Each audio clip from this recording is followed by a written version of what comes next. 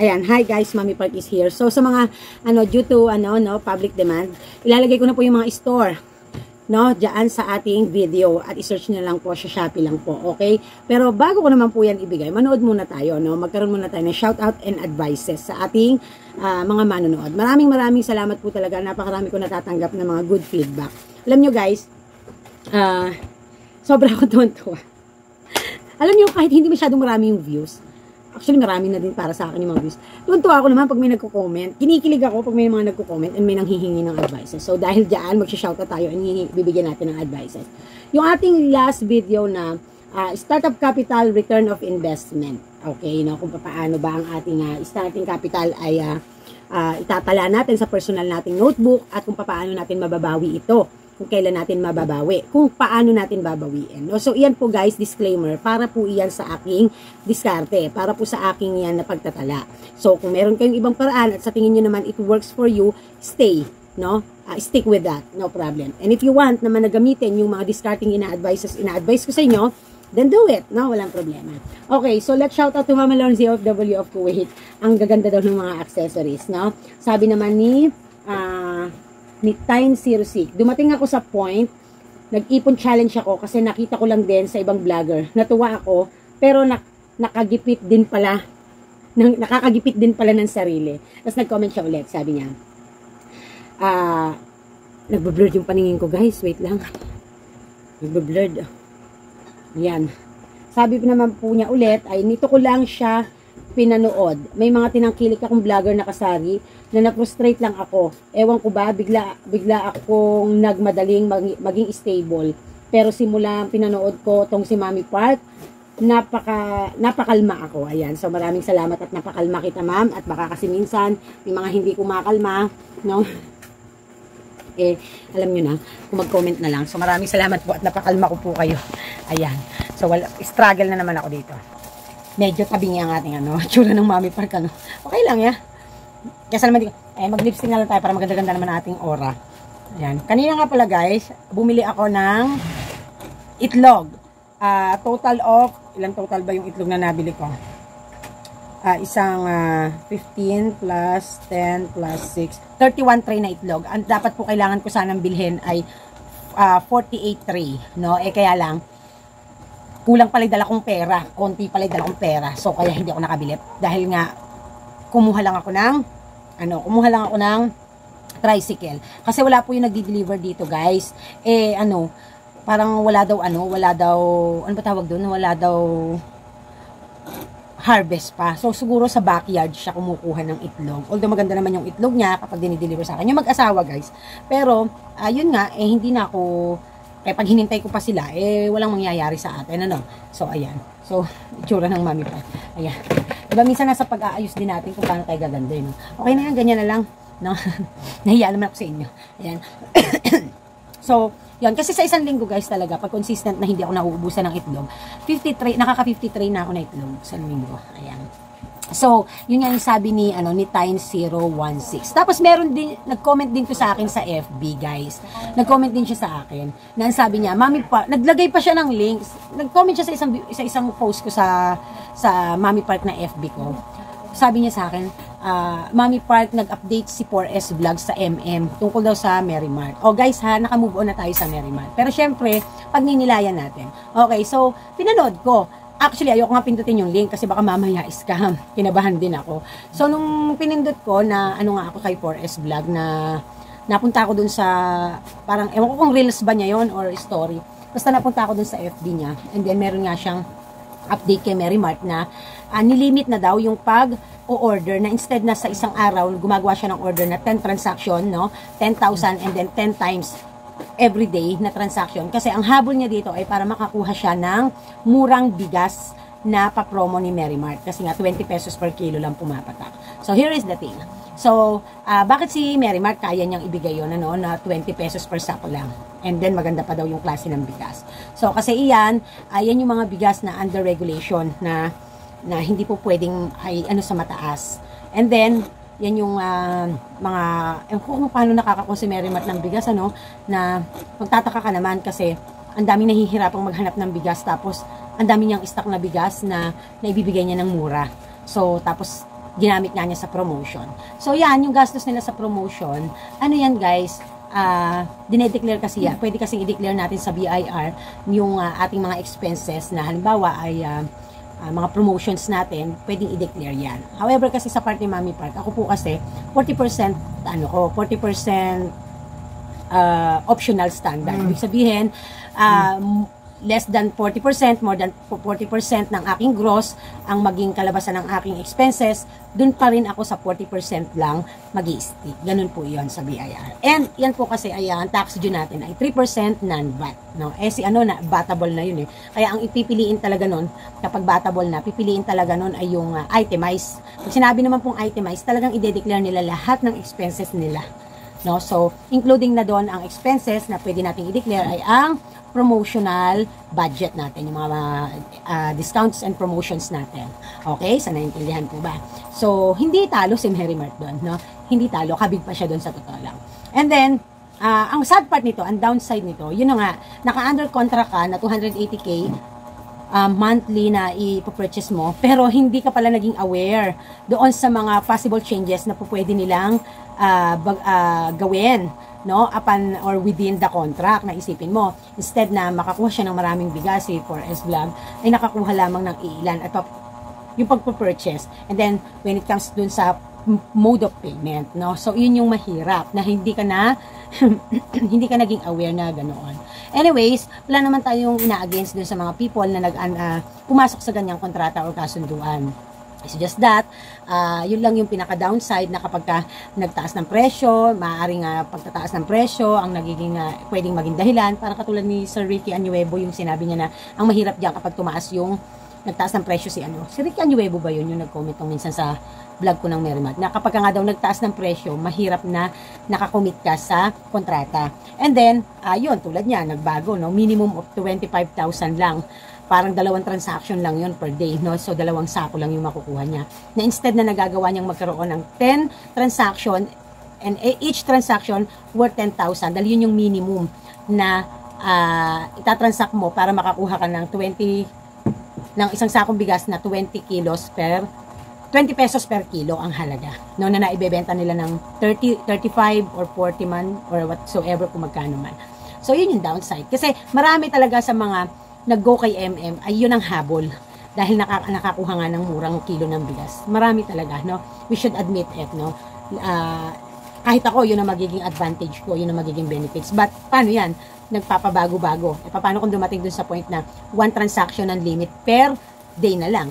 No? They have all the rights to change the policy and the rules, no? Ang kasunduan nyo lang naman is mag-worth 280K ka.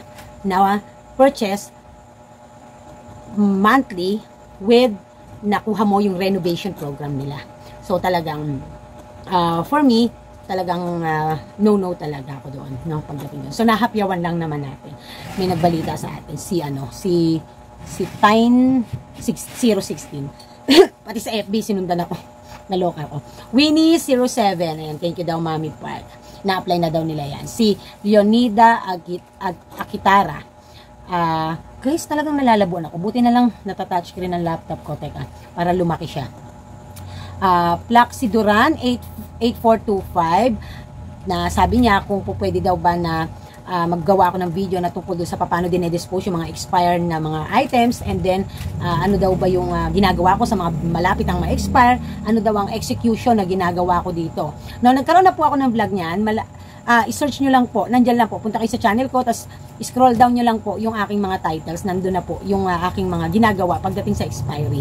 So, pag expire na talaga, hindi na talaga pambenta, is either gagamitin po namin, na po pwede pa naman siya, good as ano pa rin, good condition pa din, pwede namin kainin, iluto, gamitin, paghatian namin ni Ate Ana, or kaya naman, ay itatapon na talaga, depende po.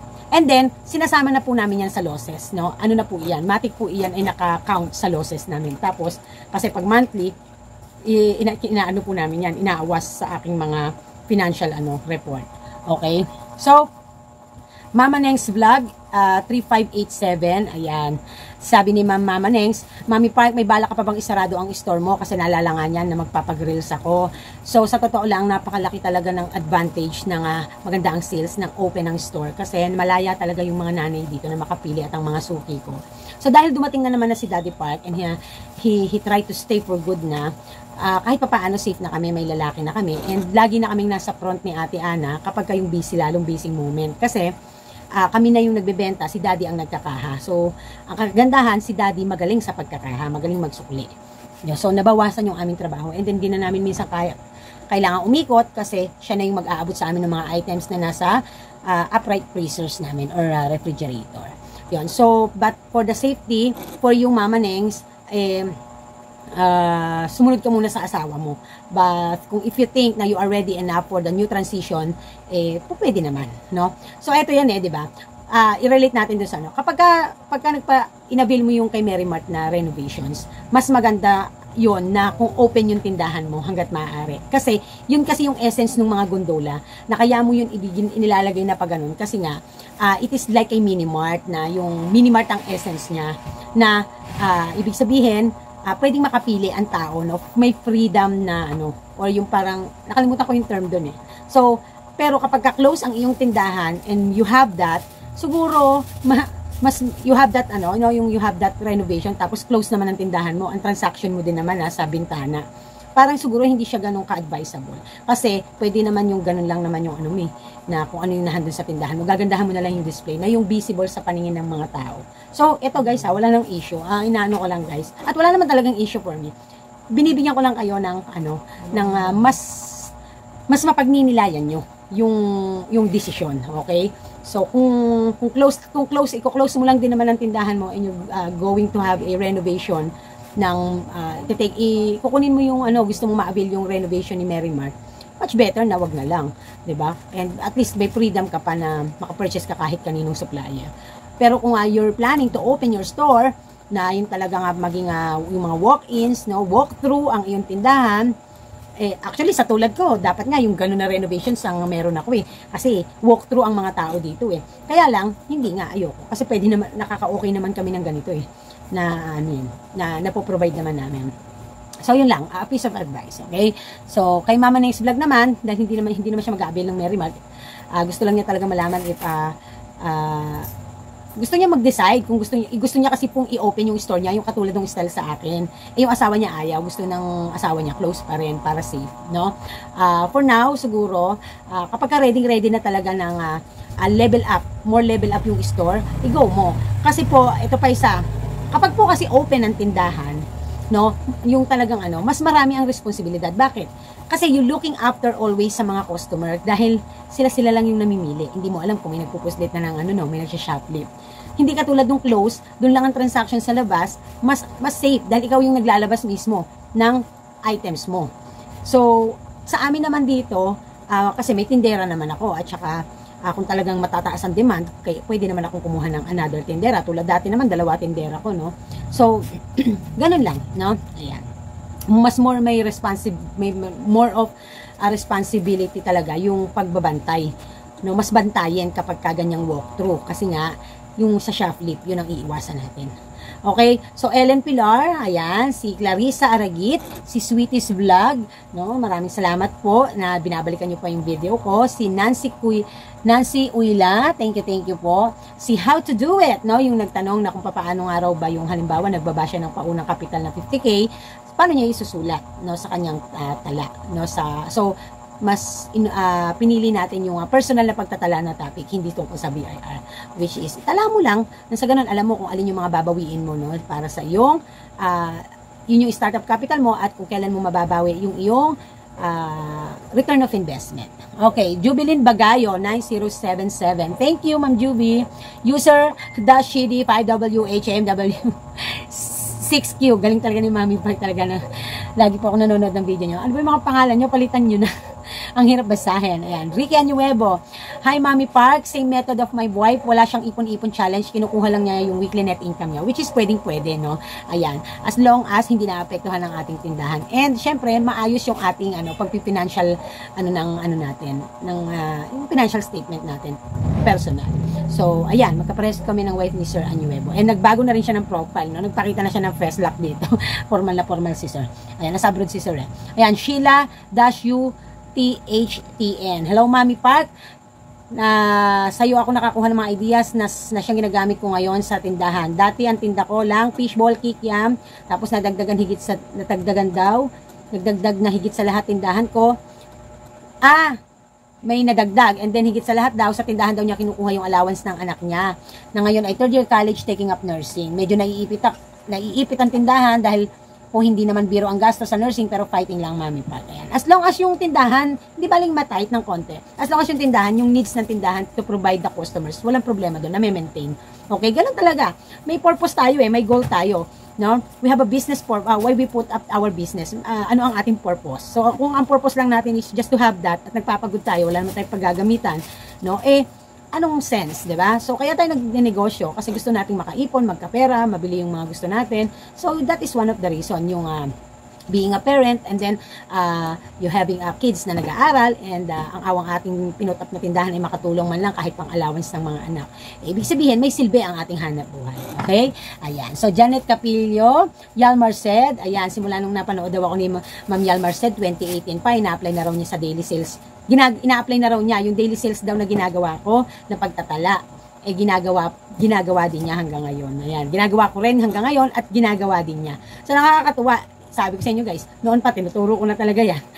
Simula pa lang ako nagbo-vlogging, no? So, ayan, Rakitero Vlog, ayan, thank you daw sa pa-shoutout. Annalyn 2054, RTW paninda ko, pero sa'yo ka natuto, lalo sa budget. Kaya pala 17 years, nako, nagtinda, walang nangyari sa tindahan ko. Imagine that, no? 17 years. Ako nasa 6 years pa lang, in between pa that, ay naghihinto-hinto ako sa negosyo dahil depende sa buhay ko, kung ano ang ganap ng aking chapter ng buhay, di ba? So, ang budget allocation, no? Know how to allocate your budget in your business is one of the best thing to do or to practice, to be a habit kapag ka nasa negosyo ka. Kasi ito yung mga daan kung para magkaroon ka ng magandang sales at saka magandang kita, no? Dahil hindi ka masyadong naliligaw. Clarissa Encanteras. Ayan, hello Mommy Park, shout out po. Lagi daw nanonood, no? Maliit lang daw ang store niya, pero okay lang yun. Maliit, malaki, hindi natin pinag-uusapan dito yan. Everybody is welcome. Kaya nga tayo nandito kasi nagninilay tayo, no? Kanya-kanya, magkukuro-kuro tayo. Kasi learnings ang ating focus. Okay, Mimi Bainos sa 6633. Ayan. Pengi ng link, saan mo in-order ang mga hikaw. Heto na po, no? Hindi po link. Store talaga ang ibibigay ko sa inyo. So, please watch out this video until the end kasi doon ko po ilalagay. Unahin lang po natin ang learnings and shoutout. Ayan. Karap 4290. Hello po, nanonood ako ng previous video nyo at nakatulong po talaga siya para maintindihan ko ang pag-process ng BIR. Ayan, tanong ko lang po, ang sabi kasi magbigay ng resibo na 100 and more na benta. Paano yung less than 100? Kung kailan mag-i-issue ng resibo kay customer, kung magkano yung halaga. Ang alam ko po sa ngayon, 65 pesos pataas, you can now issue receipt, no? Resibo. Nasa sayo naman, if 100 pataas, there's no problem with that, no? As long as nasa tama ang pagtatala mo. Okay, so let's move on to our next video na naging natin, kukuha tayo doon ng kasi may nanghihingi ng advice. Ayan. So, eto yung advice na hinihingi ng ating isang manonood. Michelle Ebaba, 7358. Good morning po, Mommy Park. Pwede bang makahingi ng advice? Pwede ko na po bang pasukin ang pagiging wholesaler at the same time retailer pa rin? Tulad ko, no? Wholesale retail. Dami na naming tindahan dito halos isang bahay lang ang pagitan, tindahan na.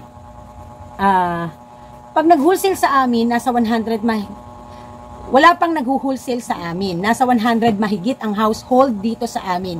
At matatawag na siyang squatters area po sa dami ng population. Lalo na madaming bata at estudyante po. Eto, mag-figure na tayo, learnings. So, 100 above ang kanyang probable na calculation when it comes to household. So, bigyan natin ng benefit of the doubt. Let's say, for example, 150 household. So, ano po ba ang tinuturo ni Mami Park pag po tayo nagpa-probable ng ating target market? Sa every household, pinakamalinis, 2 ulo.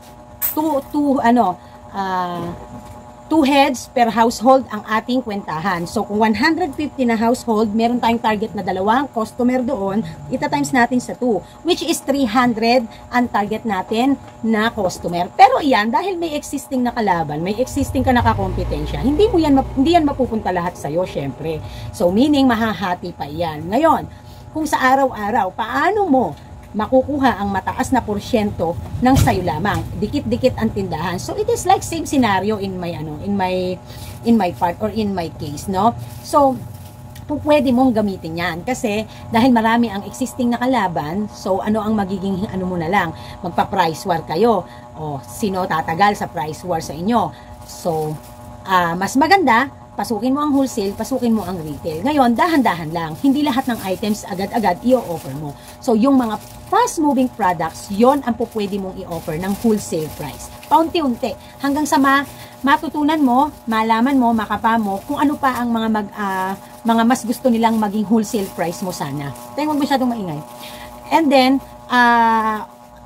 habang nasa journey ka, makakapa mo yan, malalaman mo yan. So, tulad ko, talagang sa shampoo, nagde-demand sila, sa ganito, sa ganyan, paunti-unti. No? Nung una lang talaga, sigarilyo ang binabaan ko, sumunod na talaga yung mga items, ganyan, at may mga iba nagre-request ng chichirya.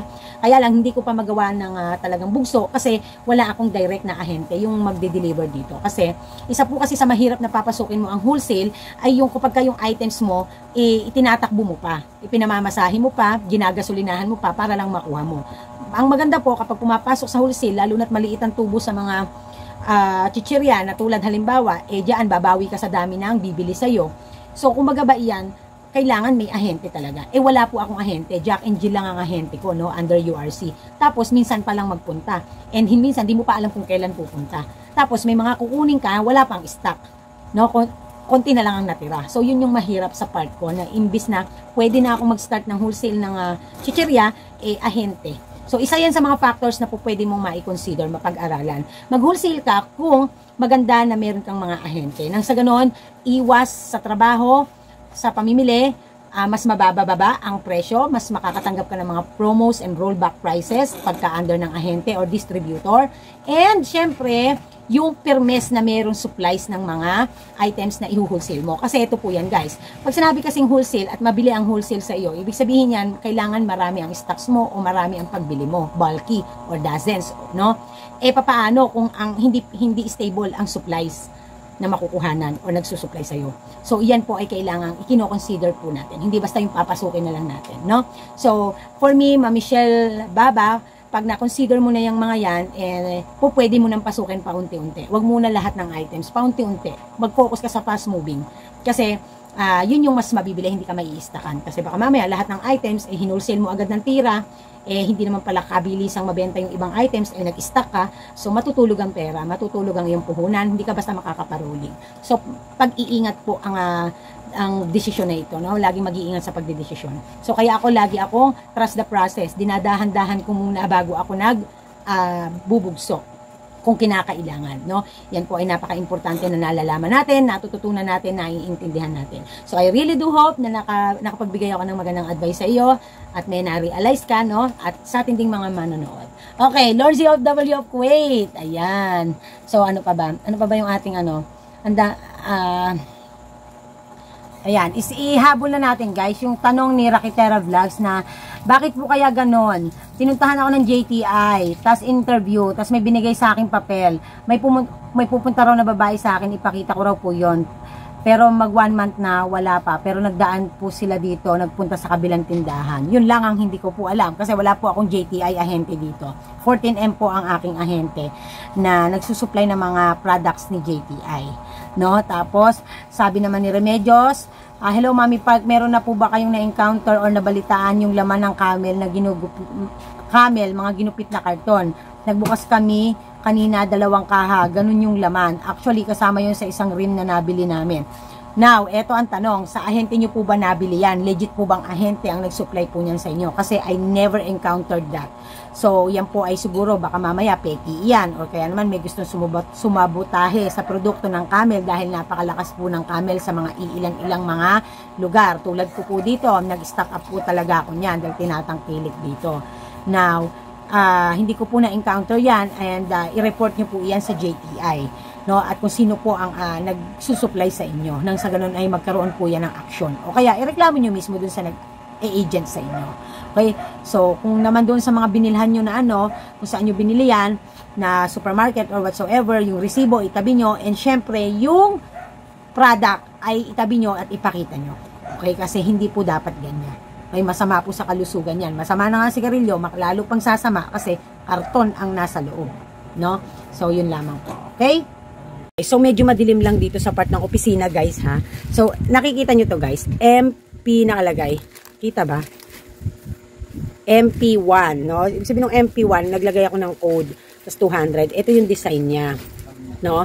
Kompleto yan, complete set. Kaya po nilagyan ko ng code kasi para makita ito yung stocks niya. Meron tayong 3 stocks. Bali, 4 yung pan-display natin. Tapos ito. So, para maingatan, ay hindi ko pa rin siya inalis sa kanyang mga plastic at ginanyan ko. Diba? So, kapag tayo bumibili ng mga accessories, we should be creative din. No, when it comes to displaying, kung paano natin siya i-repack or ipapack, ganyan. So, ito naman MP2. No? Ibig sabihin mami part yun eh. So, 185 po yung ganito natin. Wala siyang kasamang iba, kundi bracelet lang. So, meron po tayong 2 stock bukod sa ating display. And then, ito naman yung MP3. Ay, MP2 pala to. Ito yung MP3. MP3, ayan, set siya, 200. At yung MP4 naman natin ay yung silver, no, 190 naman, set na rin. May stock tayong isa. Itong MP5 natin ay nag-iisa lang. Okay. Walang laman. Pangpano. Ayan. So, ayan po yung ating mga magiging no, ititinda natin na mga set accessories. Okay. Para po sa mga malalaking hikaw, ayan po ang ating store, jwy11.ph. Ayan, para naman po sa mga stud, earrings 1. Yan po yung mga store shop nila. Sa mga, naman po, Fashion Square. Ayan, mga relos. Doon naman po sa mga stud, ayan, wholesale, bow. Ayan. So, i-ano nyo na lang po, guys. I-post nyo yung video and then i-zoom out nyo, no? O i-zoom in nyo pala, sorry. So, ayan po yung mga stores niya, kung saan ko po siya mga nabili, no? Hirap na hirap po kasi ako, guys, magbatak ng link. Ni-screenshot ko na lang po yung mga picture, binata ko at nilagay ko dyan. So, ayan po yung mga store na po pwede nyo pong pag-orderan. So, punta lang po kayo, no, sa Shopee, no, makikita nyo po yan. So, sana po visible po sa inyong mga cellphones and laptop ang inyong mga itong mga pinapanood nyo na picture na aking mga ibinigay sa inyo, no, nandyan na po yan lahat, no. So, sana magkaroon kayo ng good deals, okay? So, lagi lang pong tatandaan again and again, bago po bumili ng mga bagay-bagay, dapat po pag-isipang mabuti. Okay? So, bye!